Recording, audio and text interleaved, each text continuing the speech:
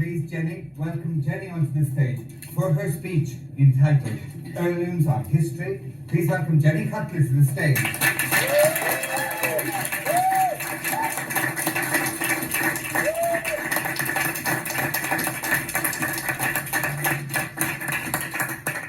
Well, there might be a little uproar because I'm going to be quietly contentious tonight. Heirlooms are history. That means nobody wants your stuff. Really, I mean that. This is a zeitgeist thing. It's something that's been crashing in on me for months. And I'm going to talk about this evening. You know, most of you are probably going to be left with the contents of your parents' house. All their stuff. Are you really going to shoehorn it into your space? Do you want it? What are you going to do with it? Well, I'll tell you what I did when it happened to me. The silver. A mountain of silver went into my car and I went to a car boot sale. You couldn't sell it. Nobody wants silver. I gave it all away. I kept a few bits of the precious brown furniture which nobody wants and I painted them a sexy colour like Thomas's shirt. Looks fantastic. Some of the jewellery, the stuff that wasn't stolen in the home. But I can't afford to insure it, so I never wear it, and I prefer this sort of trashy stuff anyway. All the rest of the stuff went to charity. Bang, it's all gone. My brother is going to have to go and live somewhere else quite soon, and within a couple of weeks, a man with a van is going to arrive and put the whole of the contents of his house, including about 2,000 books, into his van, and will drive off to oblivion. I don't want any money for it, I don't know where it goes, I don't want it, and none of my children want it.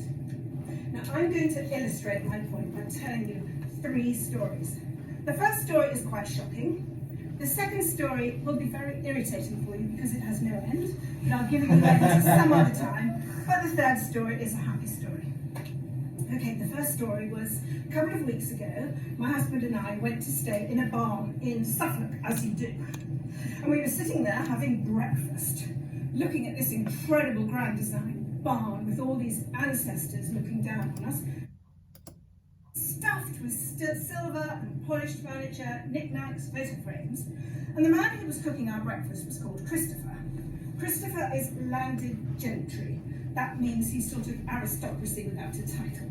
And we started chatting to him. You know, this is what happens these days. The person cooking your breakfast is socially up there above you. It's really quite funny, I think. I said to him, I wasn't being terribly honest, I said, oh, this place is amazing. Wow, how long have you lived here? Thinking, oh, yuck, all this stuff. And he said, well, not very long. It took us 10 years to renovate the barn, grand design style. And we've lived here for 10 years, but we sold it last week. We're not going to live here anymore. He said, we used to live in that country pile over there. Country pile is sort of stately home. You know, they're rich people who've lost all their money, so they have to go and live in a barn.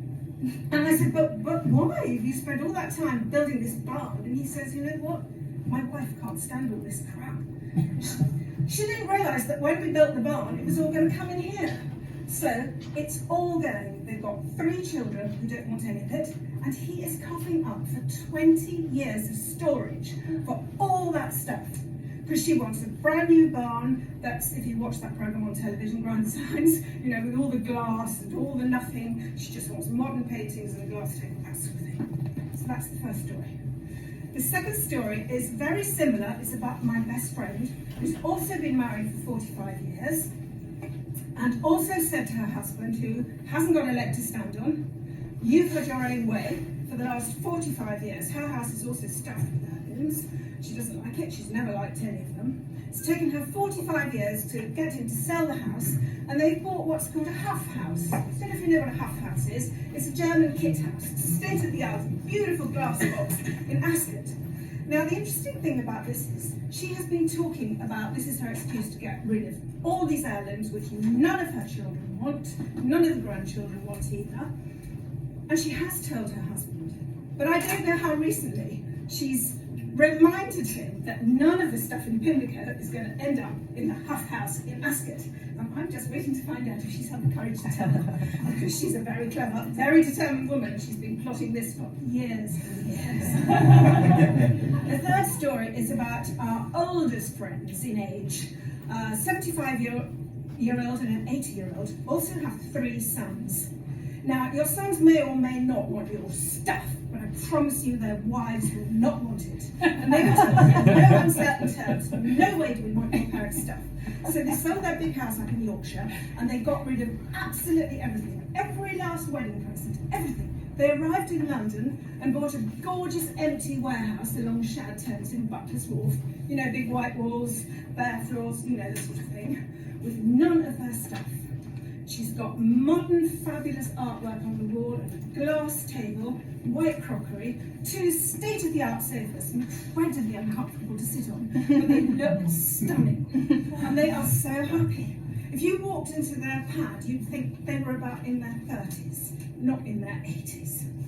So I want you to think about this, you know. Most of you are probably going to earn £1 or £2 million over the next 30 or 40 years. I urge you, your children will not want the stuff. Buy the really good stuff that you absolutely know you want. Assume it's just going to go into oblivion when you die. Spend the rest of your money travelling, having a good time, drinking good wine, eating good food. But make sure you put at least half of it somewhere else for your health and retirement. And for yourself when you have to go into a home. Because there's not going to be any money left for that sort of thing. If you don't look after yourself, no one else will.